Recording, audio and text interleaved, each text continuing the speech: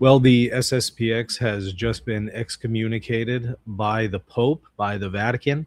They just released an official decree and also an explanatory note explaining it.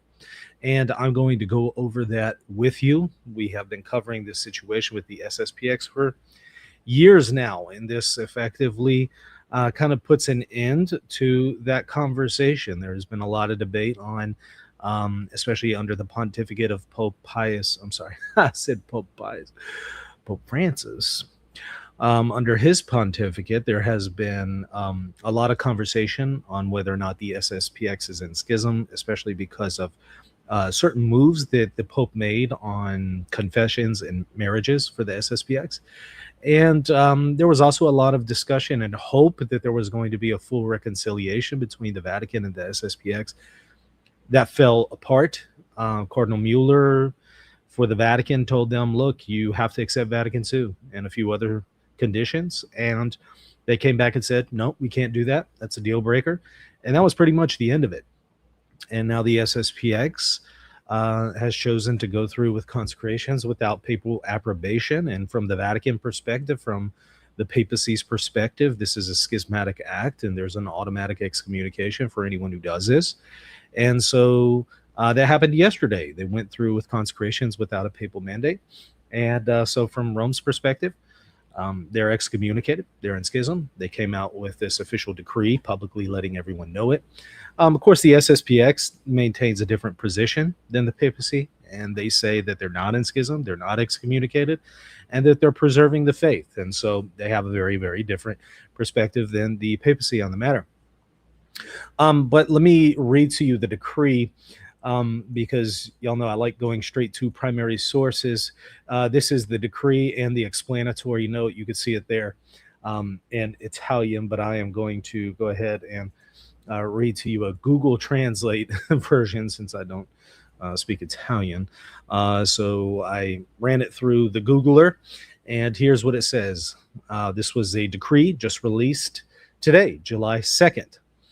By the Vatican, the Dicastery for the Doctrine of the Faith, of course, headed by Cardinal Fernandez.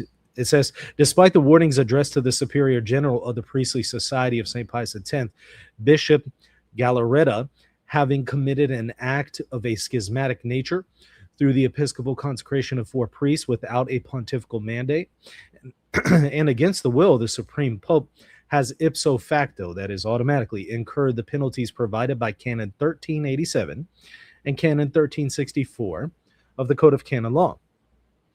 I therefore declare, for all legal purposes, that both the aforementioned bishop, Bishop Galarreta, and Schreiber, Goldade, Sivri, and Hanapier have incurred automatic excommunication. So ipso facto, the latae sententia excommunication reserved to the Apostolic See. So only Rome can lift it. I further declare that Bishop Bernard Fillet, having directly participated in the liturgical celebration as a co-consecrator, thus publicly adhering to the schismatic act, has incurred the latae sententia excommunication provided for by Canon 1364 of the Code of Canon Law. So he too has been excommunicated. All of the bishops now are excommunicated. The principal consecrator, the co-consecrator, and the 4 priests that were consecrated bishops, everyone has been excommunicated. Clerics and lay faithful, so the laity, are warned not to adhere to the schism of the SSPX, because they would ipso facto incur the penalty of automatic excommunication, latae sententiae. So they're saying that if you have a layman who adheres to the schism of the SSPX, they too are automatically excommunicated. You know, does attending once or twice mean you necessarily adhere to the schism? There's going to be a lot of debate there, and most are going to be inclined to say no. But if you accept the ideology, if you're going, regularly, that would be generally considered adhering to the society, and therefore an automatic excommunication from Rome's perspective, right? SSPX says, no, that's not the case. There's no automatic excommunication here. Here's why. And they argue canonically, they argue theologically. They have a lot of prepared responses for why they're not in schism. And these have been talking points that they've used since 1988, because this is 1988 all over again, back when Lefebvre and the four men that he consecrated were ordained bishops. You know, Pope John Paul II came out excommunicating them all. And, you know, they had their rationale for it. They had their arguments for it. Rome had its arguments against it. I actually covered it in detail, the history and the theology, here in this course, Crisis and Communion. If you want to get a detailed explanation of the history of the situation, pretty much up until the present, you need to check out this course. It's going to explain to you the history and the theology and the debates behind it all. Crisis and Communion. It's at rtcourses.com. I can't reproduce that entirety, you know, in its entirety here. So I'm going to just refer you to that. But long story short, there is a theological difference here, as Pope Benedict XVI himself said after lifting the excommunication of the four men that Lefebvre consecrated. So there's not just a disciplinary difference. There's not just a liturgical difference. There are theological differences at play here. And that's ultimately why the Vatican and the SSPX were unable to, you know, reconcile at this point. So let me go ahead and read to you the explanatory note here. Let me pull it up. Let's see. Okay. This is the explanatory note released along with the decree excommunicating these men. From the time of St. Paul VI until the most recent discussions held at the dicastery, numerous attempts to bring the members of the movement initiated by Marcel Lefebvre, Archbishop Marcel Lefebvre, back into full communion with the Catholic Church have proven futile. This situation has been further aggravated by recent episcopal consecrations celebrated without papal mandate, against the will of the Pope, in open violation of canon law. Therefore, the dicastery, in the faithful exercise of the functions entrusted to it, deems it necessary to note that this act constitutes the crime of schism, with canonical consequences for the sacred ministers and lay faithful involved. Indeed, as already declared in 1988, such disobedience, which entails a practical rejection of the papacy and Roman primacy, constitutes a schismatic act. In this regard, from now on, so in other words, the Vatican is saying by doing this, you're denying papal supremacy, because the Pope has the authority to tell when and when you can't consecrate bishops. By going against him, you're implicitly denying a dogma of the faith. The sacred ministers belonging to the SSPX are in schism and must therefore be considered schismatic. It says, resulting in being subject to the excommunication provided for by law. As regards the lay faithful, those who formally adhere to the SSPX under the conditions established in the explanatory note of the Pontifical Council for Legislative Texts of 1996, still in force, with the dicastery, which this dicastery adopts, so it's reaffirming that 1996 decision, are to be considered schismatic and excommunicated. So it gives you kind of the details there, but if you're formally adhering to the SSPX from Rome's perspective, from the papacy's perspective, you're in schism. Finally, the holy people of God are warned that the sacred ministers of the SSPX administer the sacraments illicitly, that is, illegally, and the sacrament of penance, so confession, administered by them, and the sacrament of marriage assisted by them are invalid, not just illicit, invalid. Now, that is a overturning of Pope Francis. You remember, prior to Pope Francis, their marriages and confessions were invalid because the papacy argues those sacraments are tied into valid jurisdiction of a bishop in full communion. I don't know exactly how to explain how it makes sense, because the Eastern Orthodox, according to Rome, have valid marriages and valid confessions, but they're in schism. I have never understood an explanation that says for the SSPX it's invalid, but for the EO it's not valid. I've seen attempts to do so, and I don't know. So it seems like more work maybe needs to be done there by the magisterium in addressing that point and maybe showing the consistency. Be that as it may. From Rome's perspective, from the papacy's perspective, their marriages and confessions are invalid, not just illicit, invalid. That is, when you go to confession there, your sins are not forgiven. If you're in mortal sin, sins aren't forgiven. You're actually in adultery. You're not actually married. from Rome's perspective. Now, in order to kind of go with the year of mercy theme that Pope Francis had, he went ahead and granted them valid jurisdiction for confessions and, in some conditional cases, valid marriages. The SSPX said, well, we didn't need this anyway. We believe our confessions are valid. Our marriages are valid anyway. So from the SSPX's perspective, they didn't need it. From the papacy's perspective, they did. Now that has been repealed. Now that has been revoked. And now that is no longer applicable. From the papacy's perspective, right? SSPX is going to say we've always had valid confessions and marriages all along. Thanks, no thanks. We don't need your help, the papacy. We don't need your, you granting us some kind of indulgence here on the matter, some kind of extraordinary privileges. We already have valid sacraments. So there's two very different perspectives on it. The church, as a caring mother, it says, will welcome with sincere affection and deep concern all those who wish to return to full communion.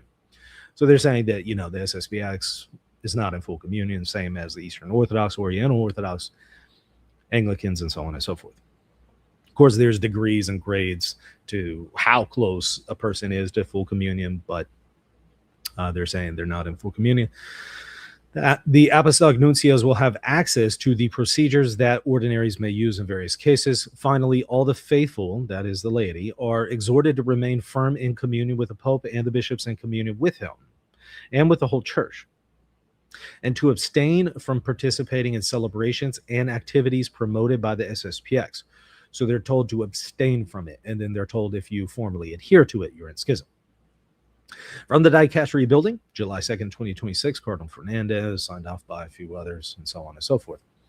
And of course, we know it has papal backing as well. So that's pretty much it. Kind of things went as we thought it would go, for better or worse, whether you like the SSPX or not. We kind of knew this was going to play out this way. I do think that moving forward, it's going to be incredibly unlikely that the SSPX will be reconciled with the papacy and the Vatican, because it looks to me like the Vatican has basically said we've done everything that we can do, but we've told you our essentials. We've told you what is 100% unconditional. The SSPX isn't budging. They're saying, well, we can't agree to that. Well, that's the end of that, right? Unless the SSPX changes, I don't see a way of reconciling. Unless Rome changes. But hey, if Rome changes on this, why can't they change on Eastern Orthodoxy and Oriental Orthodoxy, right? So it seems to me that this is going to solidify and make permanent the division between the papacy and the SSPX, for better or worse. And I think for worse. I think it's sad, because anytime there's disunity like this, it's a bad thing. But I think it's going to be permanent at this point. And before, there was kind of the hope that maybe there could be some use for dialogue and we could, come to some kind of agreement. But that proved to be impossible, because these unconditional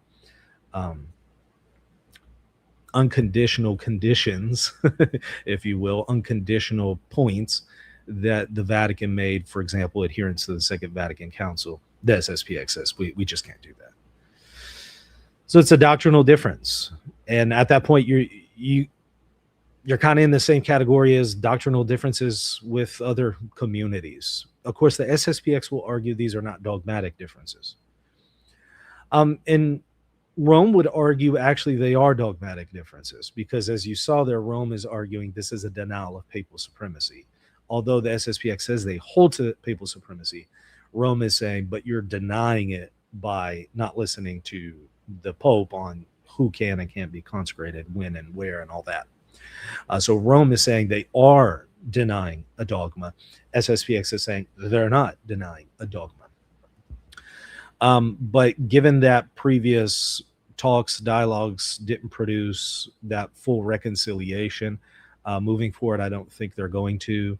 And I think the only way there will be reconciliation is if the SSPX just says, okay, we're abandoning the entire SSPX endeavor, and we're just going to become like the FSSP or something like that. But all the doctrinal contentions and all that we're doing away with. I just don't see that happening. I just don't. You know, I think there will always be a group of people in the SSPX that say we're going to maintain this position. You'll have some people in the SSPX that reconcile with Rome, but you know, you've always had that. I don't know why Google's over there talking to me and said, sorry, something went wrong. Nobody's talking to you. Anyways, that completely broke my train of thought here. Okay. By the way, I do want to show something to you because people are already bringing this up, right? Because look, there is something to be said here.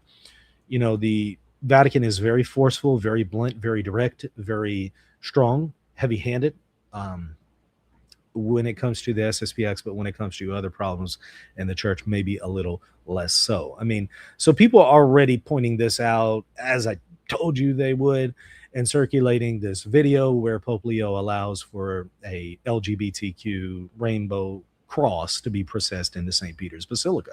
Even sent a bishop to celebrate the LGBTQ mass in Rome. Look, the SSPX is just going to say, well, look, you got this going on. That justifies what we're doing.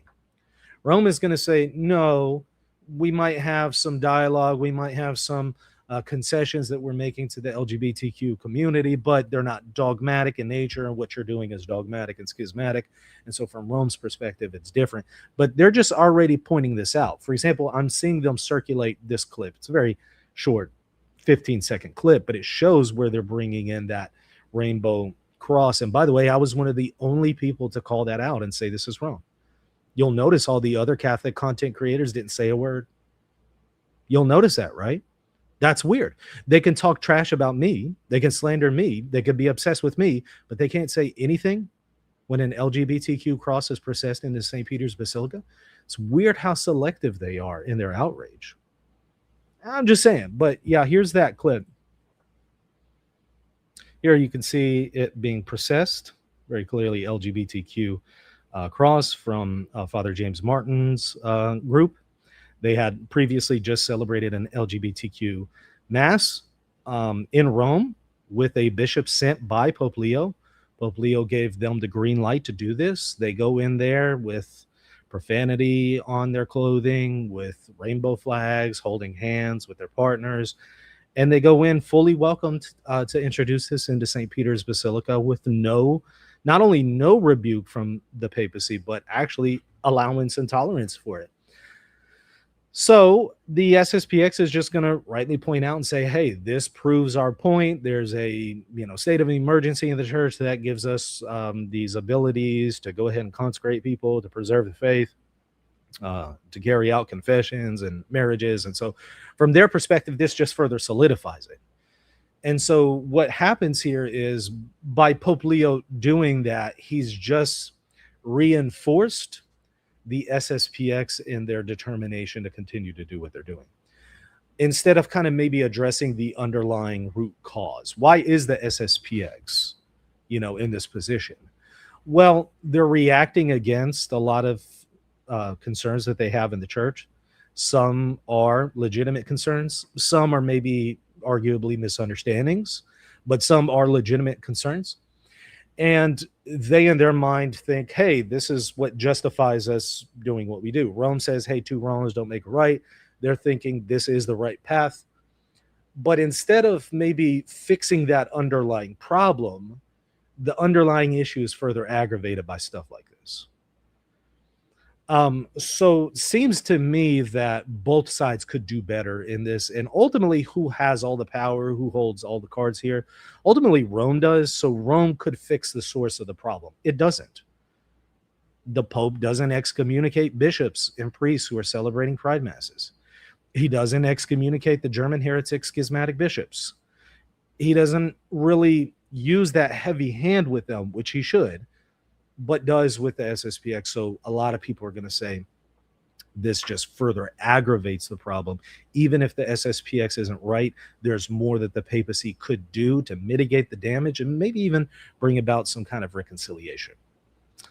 So be aware, people are going to point that out. They're going to circulate that. And again, people are going to come back and they're going to downplay it and they're going to say, but that doesn't mean what you're doing is right.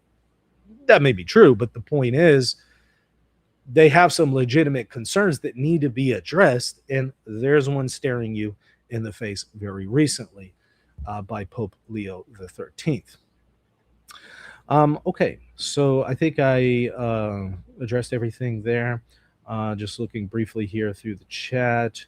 Somebody saying excommunicate the German bishops. I think if the underlying root problems were addressed more effectively, you would have less reactions to the root problem. You would have less of these instances of something like the SSPX. But when people are seeing that, right, and when they go to their local liturgy and it's as gay as can be, the most effeminate thing that you can be around on average, right? There's exceptions. I'm not saying always, but your average Novus Ordo, you feel like you just have been completely demasculine. What's the word? Demasculinized, demasculated. You feel like you've been stripped of your manhood. At least I think most heterosexual men would feel that way when they go to your average, not all, your average Novus Ordo. And when you have that kind of experience, that drives a lot of people away from the average liturgy and communion with the Pope, and then they start looking for something else. They start looking for the SSPX. They start looking for Eastern Orthodox, or at the very least something like the FSSP.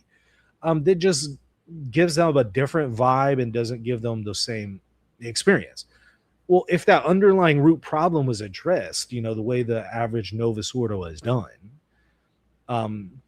if it was done more by the books, if it was done more traditionally, you wouldn't have those same problems, and there would be less people kind of reacting against this and going elsewhere, because the Novus Ordo in and of itself, I don't think lends itself to like feminism or some of those problems that you find in your ordinary parish, but it is being used in that kind of way, and that turns a lot of people off. And that's just a conversation that we have to acknowledge, fully admit, and say, look, who has the authority and the duty to change this? The Pope. I haven't seen any papal excommunications for pride masses. I haven't seen any papal homilies, papal encyclicals, papal decrees, dicastery decrees on pride masses. I've seen very little from Rome in addressing liturgical abuses in the Novus Ordo. It's there, but very, very little. Whereas you get something like this, it's just so clear cut. Hey, SSPX is excommunicated. Here's the canon, blah, blah, blah. Okay, I get that. But it would be good to have that kind of clarity and that kind of discipline and that kind of strength, and maybe the underlying root causes, and you would probably have less of these reactionary issues as a result. Okay. Just looking through the chat here, seeing if there's anything to grab. Okay. Still scanning here. A lot of comments. Great. Good to see the participation. Glad to see all that. Okay.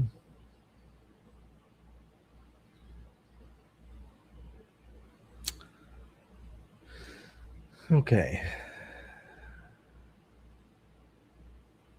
All right. I don't see any questions, but I appreciate all the comments there. I do, again, want to remind you about the course, Crisis in Communion, at rtcourses.com, where I go over the history and the theology of the differences between the Vatican and the SSPX. So if you want a full rundown of the entire conversation, you need to check that out. Good question. What about the German bishops? Well, that's what I've been talking about here today, right? And I'm sure that's what, people who adhere to the SSPX are just going to come out and say, well, look, you excommunicate us, but you don't do that with the German bishops that are outright holding to heresy, clearly in schism, at the very least material schism, and that should be formally decreed by the Pope, right? and they should be excommunicated. But that hasn't been done yet. They've been treated in, I guess, a very different way than the SSPX has. Chinese bishops as well, somebody says. I did have somebody ask, well, why, from Rome's perspective at least, can China consecrate bishops but not the SSPX? From Rome's perspective, the SSPX could consecrate bishops if they had papal approval, but they don't have papal approval. That's the breaking point. Why don't they have breaking approval? Why don't they have this kind of formal approbation from the Pope? Because there are deal breakers, because there are theological differences. Rome would argue there's not theological differences with the Chinese bishops being consecrated. Therefore, they give them, under certain conditions, the ability to consecrate. Whereas Rome argues with the SSPX, there are theological differences that they won't sign off on, and therefore they're not given that approbation. So that's kind of from Rome's perspective, the difference there. Okay. Trad Beretta says maybe God will use this to get the German bishops excommunicated. I just don't think that they're going to be, for one reason or another, for better or worse. I just don't think that's going to happen. Even though they've been forcing the Pope's hand, I just haven't seen it, and I don't think we're going to see that. And that's just going to, again, further justify groups like the SSPX, the Eastern Orthodox, the Oriental Orthodox, the Anglicans. I mean, I see the Anglicans using this to kind of justify their position. Okay.